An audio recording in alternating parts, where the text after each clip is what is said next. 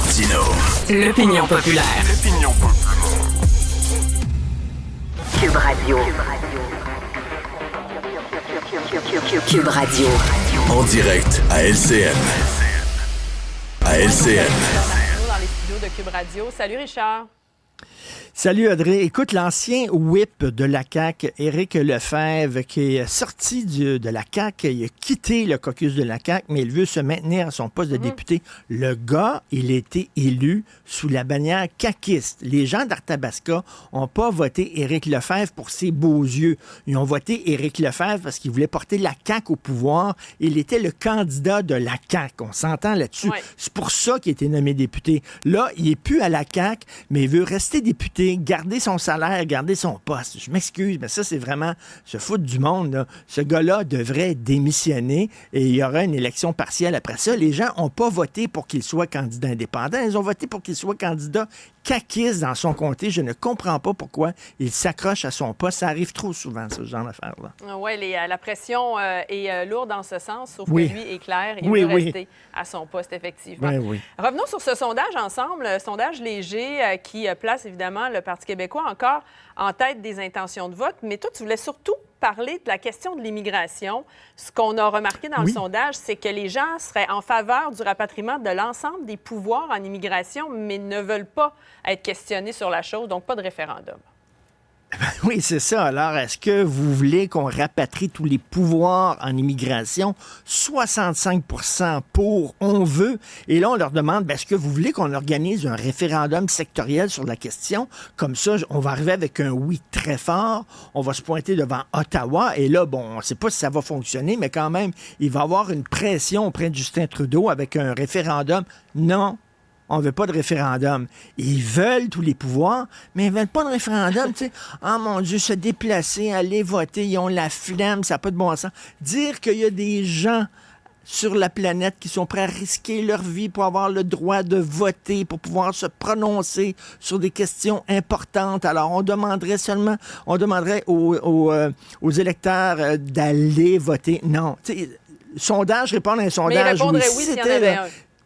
Ah ben oui, si c'était un référendum par sondage, là, ça serait parfait. Là. Il serait habillé en mou à la maison, il n'aurait pas besoin de s'habiller, de sortir, aller voter. C'est tellement dur tout ça. Écoute, vraiment, des fois, je dis qu'on devrait mettre les Québécois dans un bureau d'un psychanalyste parce qu'on leur dit, là, est-ce que vous voulez avoir tous les pouvoirs dans tous les domaines? Oui, on veut tous les pouvoirs. Est-ce que vous voulez être maître chez vous? Oui. Est-ce que vous voulez avoir les deux mains sur le volant? Oui, bien sûr. Est-ce que vous voulez vous-même contrôler toute l'immigration? Oui, on veut. Donc, vous voulez être indépendant? Non, on ne veut pas. Alors, des fois, on est vraiment extrêmement difficile à comprendre. Et une autre donnée intéressante là-dedans, c'est que, bon, tout le monde a dit que PSPP avait durci le ton un peu ces derniers jours en disant que le Canada déployait une stratégie concertée pour pouvoir effacer le Québec et tout ça. Les gens ne semblent pas d'accord. C'est-à-dire que quand il tient ce discours-là, PSPP, ça percole auprès des convaincus, auprès de sa base, mais ça ne semble pas percoler auprès de la population. C'est intéressant, cela dit, il se maintient à 34 hein.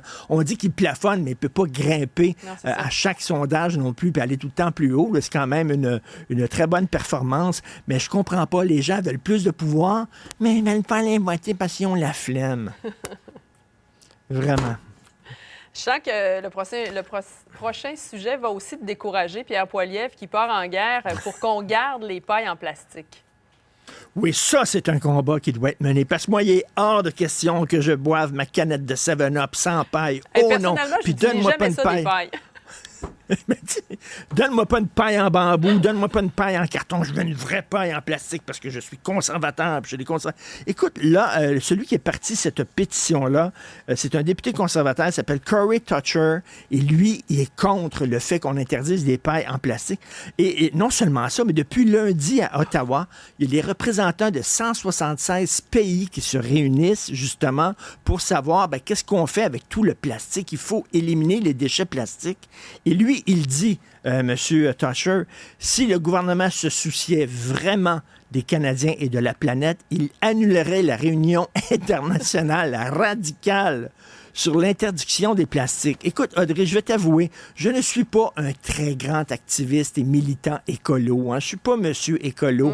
Mais quand même, il semble que ça tombe sous le sens, Audrey, que le plastique à usage unique, ça n'a pas de bon sens. On a tous vu ces images-là d'océans avec des déchets de plastique, les plastiques dans le fond des océans, des poissons qu'on pêche qui ont des morceaux de plastique dans le corps. On a vu ça. C'est un fléau total. Il va falloir que les conservateurs commencent à comprendre que le débat sur l'écologie, ça va au-delà de la droite et de la gauche, ça va au-delà des libéraux contre les conservateurs. Ça nous touche tous ensemble et ce serait bien que la droite ne laisse pas le débat de l'écologie à la gauche et se l'approprie. Preston Manning, qui est une des figures importantes de la droite au Canada, dit c'est une valeur de droite aussi, l'écologie. On est des conservateurs. Qu'est-ce qu'on veut? On veut conserver. Justement, on veut conserver l'environnement. On veut conserver nos forêts. On veut conserver nos océans. Alors, les conservateurs devraient se battre contre le plastique plutôt que de lancer une pétition en disant, nous autres, on veut notre paix. Ça se peut dessus. C'est assez niaiseux quand même. Là. Comme si c'était un des débats importants là, au Canada à mener ces temps-ci. Merci, Richard. Bonne journée.